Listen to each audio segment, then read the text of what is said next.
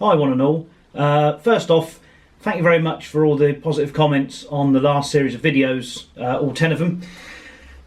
Really enjoyed making them. It was good fun, good trip. I'd like to do it again maybe as such. So as people are still enjoying them, I should hopefully, fingers crossed, keep making them. On the last video, somebody called Captain Chicken, if I remember correctly, asked me about pros and cons for the job. So I thought that might make an interesting little few-minute video. It's one that comes up in conversation quite a lot. First off, just a little bit about me if you didn't know. I am now 37, so it means I've been driving for 20 years because I started when I was 17 in a van. I don't know where that time has gone. I had about a year or two, about 2 years out as a tyre fitter when I was around 19, 20 years old or something. So my first ever European trip was at the age of 18. It's something that I've always wanted to do. Growing up, reading a lot of the magazines with people like Ralph Davis and various others going up, far-flung places. And that's what influenced me throughout my whole life. Ever since I can remember, I've always wanted to be a truck driver. I blame my older brother, that's where that's come from. So I get my revenge when he's my double driver. So I've had a fair bit of experience.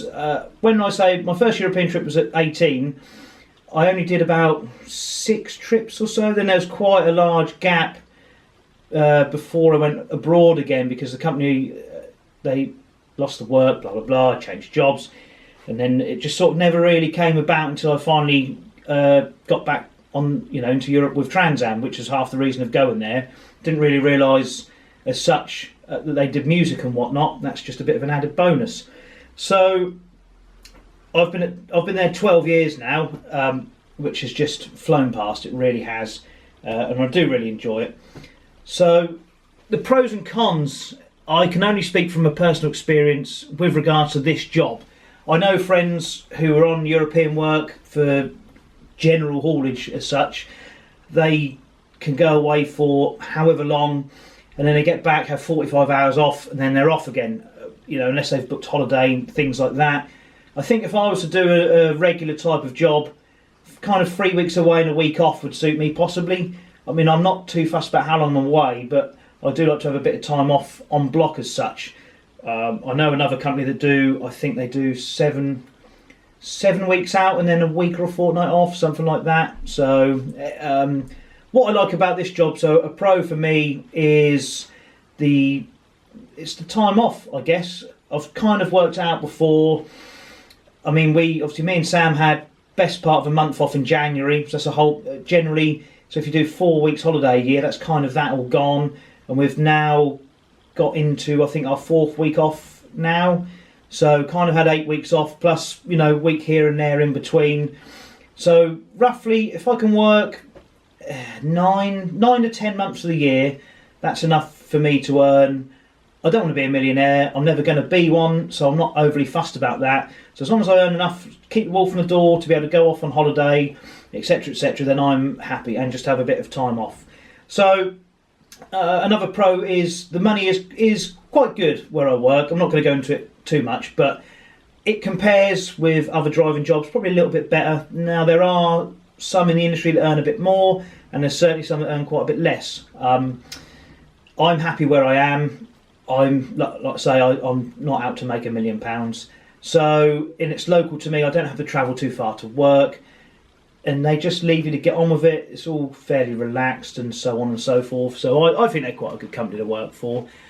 The big difference is as well, when you're doing tour work, is you get fed 3 times a day on a larger tour. On the smaller stuff, it's kind of local, or you'll get paid for your food, etc., etc. But as a rule of thumb, if there's a loading day or a show day, then we get fed and watered. And when you work it out, that makes so much of a difference. That's really where we make the difference with the money, because if you just eat in catering 2-3 times a day, however hungry you are, when you add it up, if you for argument's sake said £10 a meal with a fizzy pop or a bottle of water or something like that, that's £30 a day, and over the course of several months that certainly makes a difference. Plus you can take a few little snacks for the route onwards, so to speak.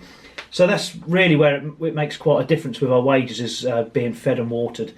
What I also like as a pro, we go to interesting places. There's a few companies left going off to these far-flung places, but not too many. And because of the nature of the real world as such, they get to say, let's say Sofia, for argument's sake, they get there, unload, then they're off for a backload back to wherever. They might get to sit for a day or so, but they can't really trundle off because they don't know when the phone's going to ring.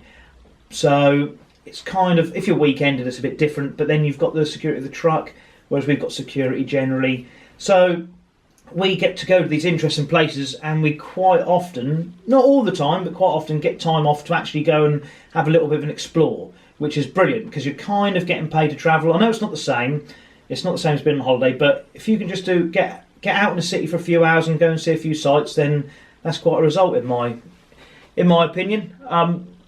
A lot of people become very blasé, and I have to say I've been quite blasé this year with it. Just get into places and go, oh, I can't be bothered to go out, I'll go out next time. And you put it off and put it off, and you never ever do it. So I do try and motivate myself now, especially with Sam, to go for a walk and go and have a little look around somewhere. Cons for the job, we're away all summer generally, so things like friends' barbecues, get-togethers, parties, things like weddings, we generally miss all of them. Both of us are into our motorbikes, so we miss motorbike shows, we miss truck shows, we miss car shows, all things like that. Unless we happen to be back, you can't really turn down 3 months' work, for argument's sake, for a motorbike show, unfortunately. So it kind of ruins the social life as such. You kind of have one on the road, but it's not the same as seeing your friends, going for a ride out.